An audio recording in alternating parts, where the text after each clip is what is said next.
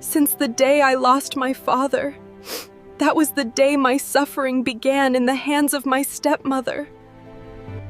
I thought I had seen it all, but as if my suffering wasn't enough, she forced me into marriage with an old man. Please, don't just watch this story and scroll away. If this touched your heart, kindly like, comment, and subscribe to our YouTube channel. Now, let's dive into the main story. The day my father died, the sun refused to shine.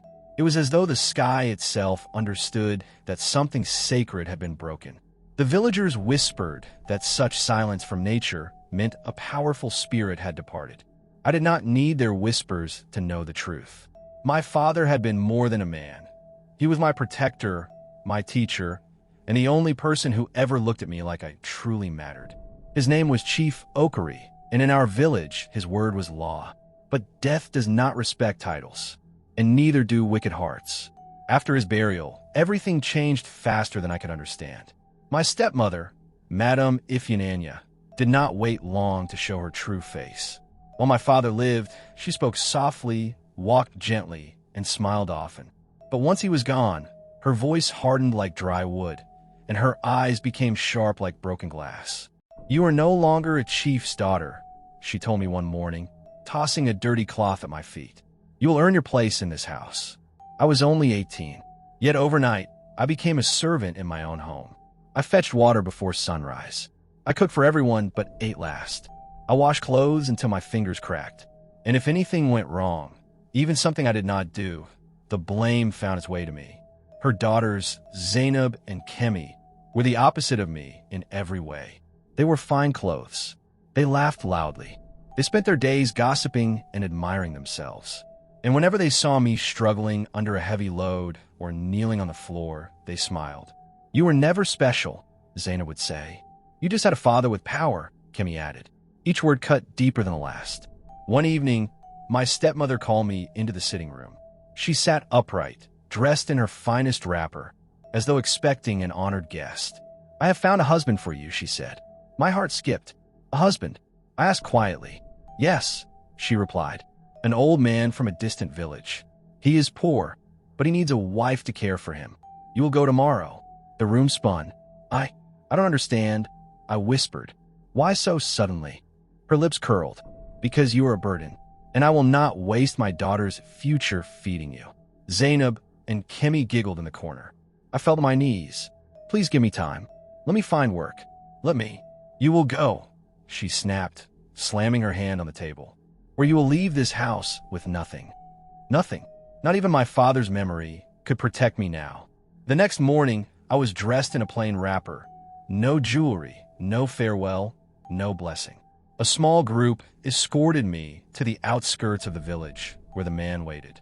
He stood leaning on a wooden staff. He was old, far older than I expected. His beard was white, his clothes worn, and his sandals looked like they had seen many years of dust and rain.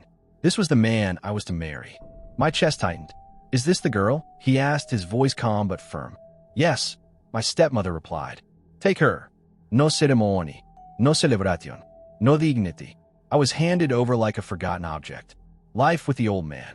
His name was Baba Nwoko. We walked for hours to reach his home, a small hut surrounded by trees. It was quiet, too quiet. "This is your new home," he said. I expected cruelty, but did not come. Instead, he handed me water. "Rest," he said simply.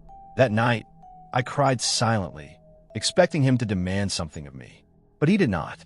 Days passed. He never raised his voice, never insulted me, never treated me like property. He spoke little, but when he did, his words carried weight. "Kindness is not weakness," he told me once. "It is strength that many people do not understand." I did not know why, but I began to feel safe. But something was not right. Every night, Baba Nwoko would disappear into the forest. At first, I thought nothing of it. Perhaps he went to pray. Perhaps he could not sleep. But curiosity grew. One night, I followed him. Carefully, silently. What I saw changed everything.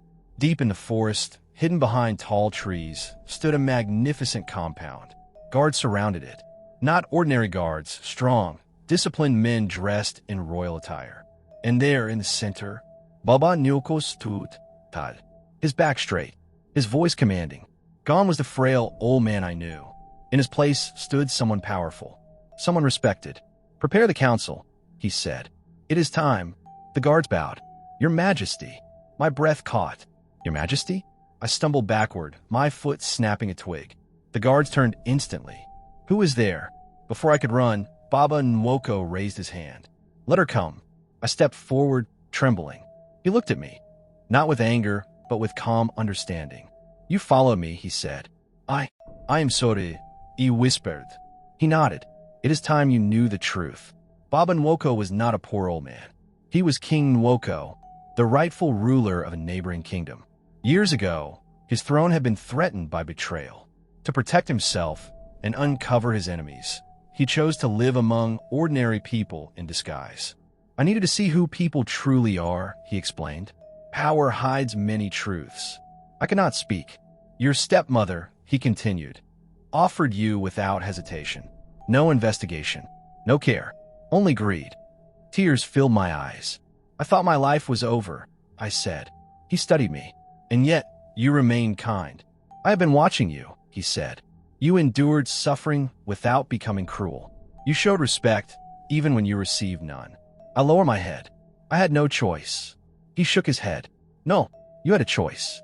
Many in your position become bitter." He stepped closer. "And that is why I chose you." My heart raced. "Chose me for what?" "To stand beside me," he said. "Not as a servant, not as a burden." He paused. "But as my queen." The world seemed to stop. I don't understand," I whispered. "You will," he said, "but only if you accept." I thought of my father. I thought of my suffering. I thought of the life I had lost and the one I could build. "I accept," I said softly. Weeks later, news spread like wildfire. A grand procession entered my former village. Drums thundered, voices rose, and at the center, I stood beside King Nwoko, not in rags, but in royal attire. My stepmother's face drained of color when she saw me. This is not possible," she stammered. Zainab and Kimmy stood frozen.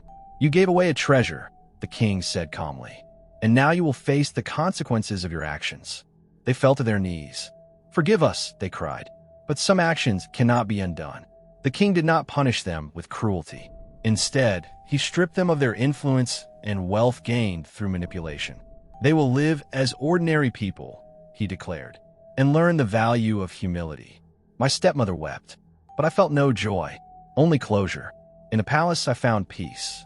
I was no longer invisible, no longer unwanted, and for the first time since my father's death, I felt seen. King Nwoko kept his word. He treated me not as someone he rescued, but as someone he respected. And slowly, I began to heal. Moral lesson: do not judge people by appearance or status. True value lies in character. My stepmother saw a poor old man and discarded me without thought. But what she failed to understand was this: destiny does not always arrive dressed in gold. Sometimes it comes disguised, and only those with patience, humility, and a good heart will recognize it.